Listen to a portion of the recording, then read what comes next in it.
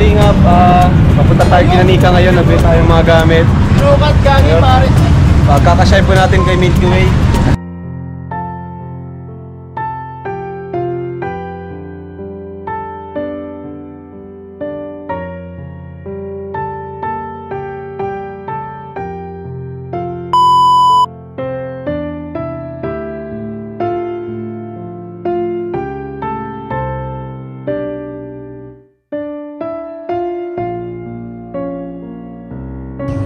Yes, hello po mga kababayan, mga kalangga. Isang mapagpalang araw po hapon sa ating lahat. Ito pong muli si VJ Kim Official. At ito po, ngayong hapon pong ito ay kasama ko si Papa, KSP-TV, katuwang sa paglingap. At syempre, babalik tayo sa ating dating beneficiary dito sa bayan ng Paracale, sa Kabundukan po. At isa na rin po sa napabahayan ni Kalingap Rab, kay Kuya Rab. Sa mga di pa po nakasubscribe kay Kuya Rab at kay Papa, ayan, subscribe nyo po. At syempre sa ating munting channel, VJ Kim Official po. So ngayon mga kalangga, meron tayong pakay o pagbisita na rin, no, sa pamilya nila Kuya Franco, nila Nika. So matagal-tagal rin po yung huli nating pagpunta sa kanila. At tayo rin ay nandito, kaya dadaanan na din po natin sila mga kababayan, mga kalangga. So samahan nyo po ako and sana po share nyo po ang video ito at i-like nyo na din. At sa mga di po i-skip ng ating ads, ayan, don't skip ads po, malaking tulong yan bilang pagsuporta sa ating channel para sa ganun ay makapagpatuloy tayo, kasi minsan talaga po hindi tayo nakapag-charity gawa ng sa kakapusan nga rin po ng ating pang-charity.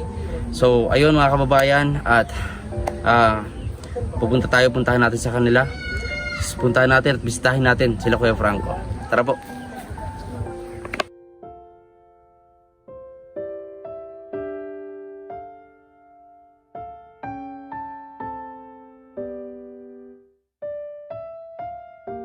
Mga kababayan, mga kalangga, at nandito na tayo kala Kuya Franco, kala Nika. Ito po yung daanan, no?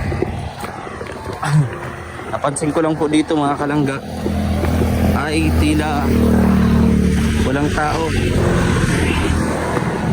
Ayan, pero mukhang sarado na naman po kala Kuya Franco. Ay grabe, oh. Grabe. Tignan niyo po. Uy, yung tubig, oh. Grabe, ganito po katibay. Oh, kakalupit dito sa bundok. Yung pinagkukuha na lang ng tubig. Talagang, ano po, bukal. Ayan, may hose lang po sila dito. Grabe. Sarap maligo dito, oh. Libreng tubig. Samantalang sa amin, sa bahay, mga kalangga, ay, bahirapan ang tubig. Lalo ngayon po na sobrang pong init. Ayan. Punta tayo dito. Uy, may mga alagang aso na sila. Kuya Franco, sila Nika. Uy, may tuta pa, oh. May tuta pa, oh. Uy, bigyan natin sila ng tinapay, mga kalangga. Bigyan natin ng tinapay itong mga tuta. Mukhang gutom na gutom. Ayan. So dito tayo mga kalangga, kala Kuya Franco. Habang hinihintay pagbalik nila dito. Ayan. Ayan. Napaka-presko po dito. At ito po yung mga kalangga, yung pinaggagamitan. Ito siguro yun, yung ginagamit nila na pang kabod o pang ano ng ginto, pagmuha ng ginto. Ayan, oh. Ito ho yun. So dito na rin pala ay kumukuha na din po pala sila dito Kuya Franco. Ayun, may labahan pa dun, oh. Kaninong labahan yan? Ayan. So nung una ko po nakilala to, na-scout sila Nika, sila Kuya Franco.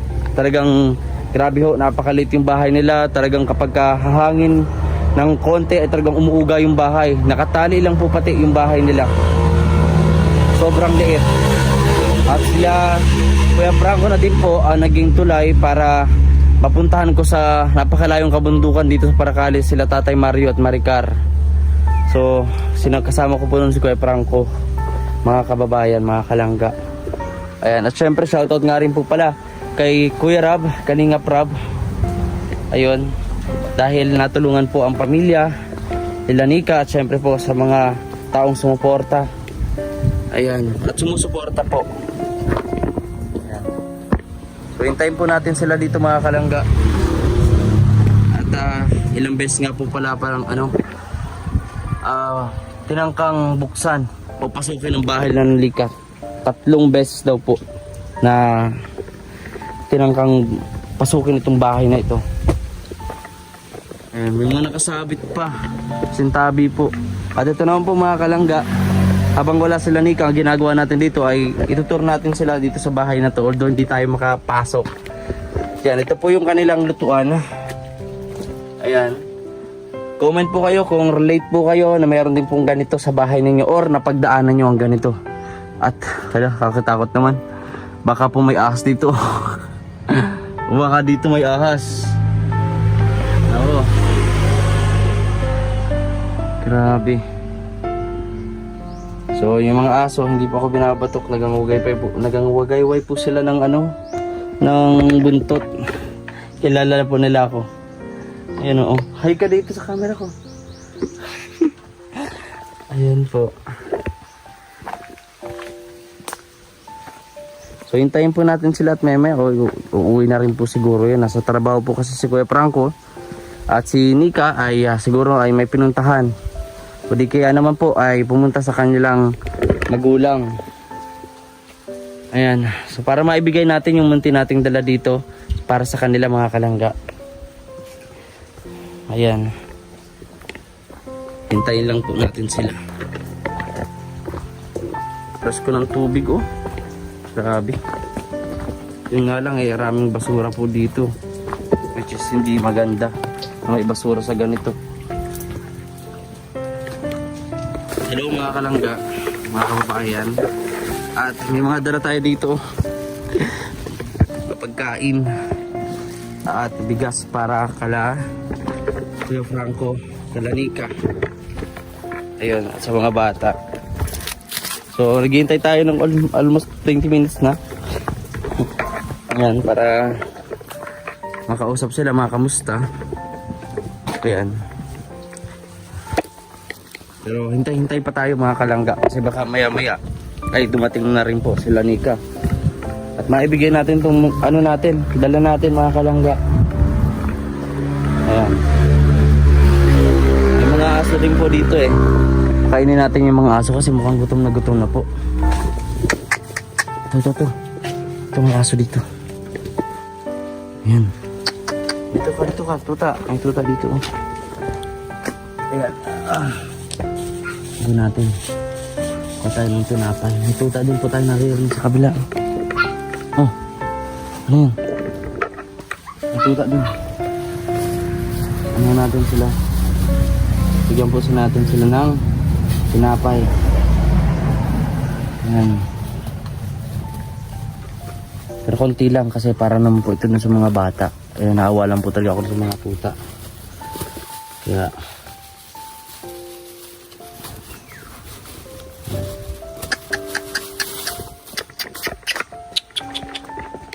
tuta po dito. Dali, kain ikaw, kain. Wah! Ay, grabe kumain oh. Ay, kain mo na. Yan na, nakakain niya na. Pero pa dito. Tayo po natin mga kalangga sa Nika. Yan, napaka-presko po dito ngayon mga kalangga. Bagamat sobrang tindi ng init. Ayan.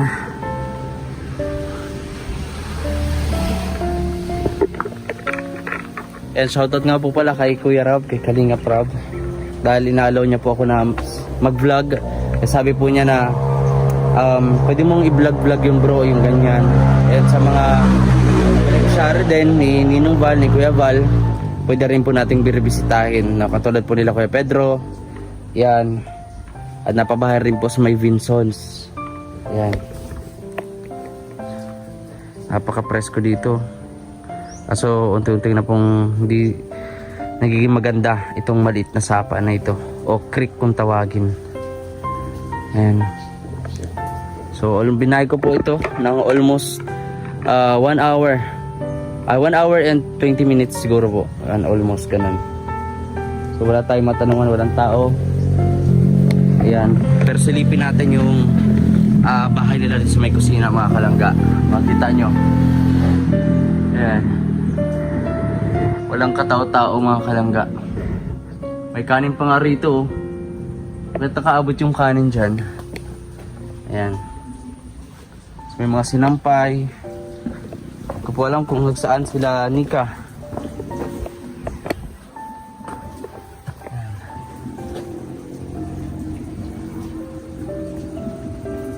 Wala sila Nika.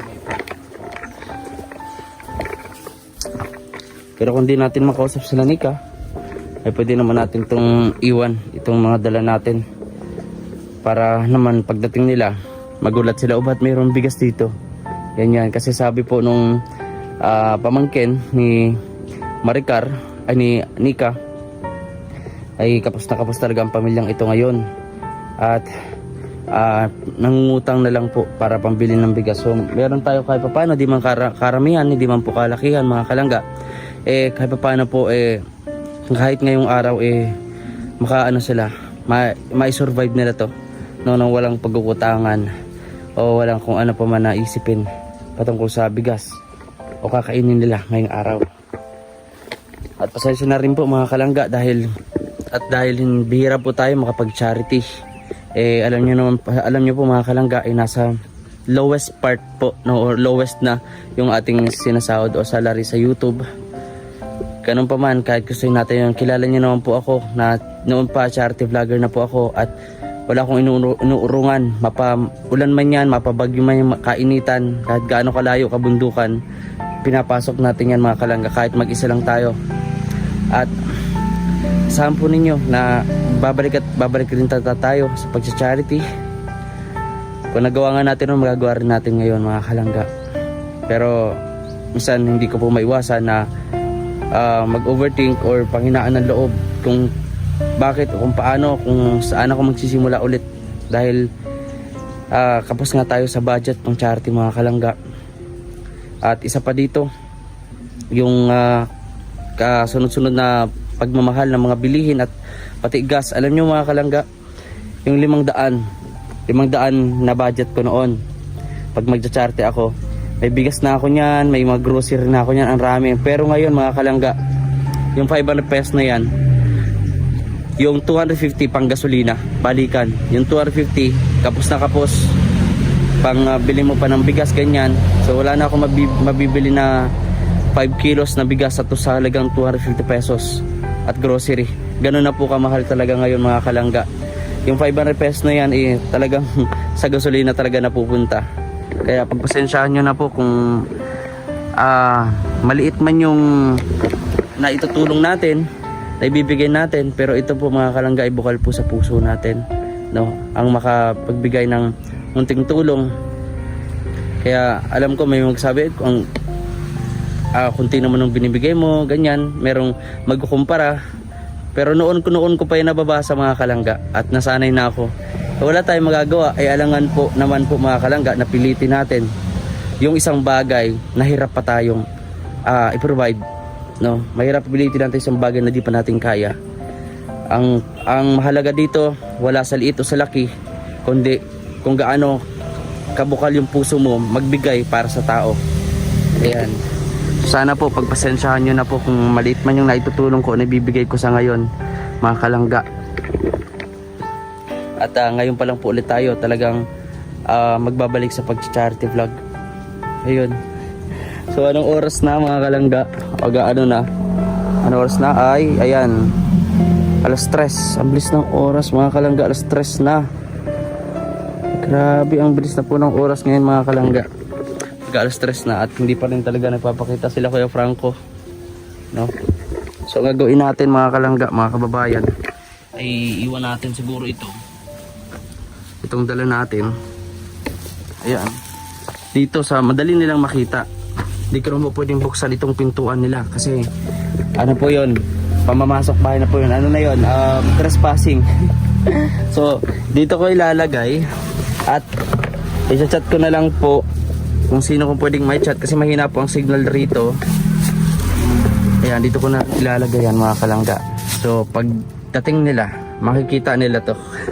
At pag may load, kasi gabi po sila nakakapagpanood ng YouTube sila Nika. So makikita nila kung sino ang naglagay nito. Ayun. So hapon na rin kasi mga kalangga, malayo pa po yung ating uwian. So ayan, dinala muna natin dyan. At syempre shoutout po kay sa buong team Kalingap, no? At syempre po huwag nyo kalimutan kaming suportahan, mga charity vlogger po mga kalangga. At syempre sa Rochelle community, maraming po salamat sa inyong patuloy pong pagsuporta. Ayan. So mag-scout pa po tayo bukas naman po tayo mag-scout. Bale, inabot na po tayo ng hapon kasi kaninang umaga ay may ginawa po tayo, tumulong tayo sa bahay.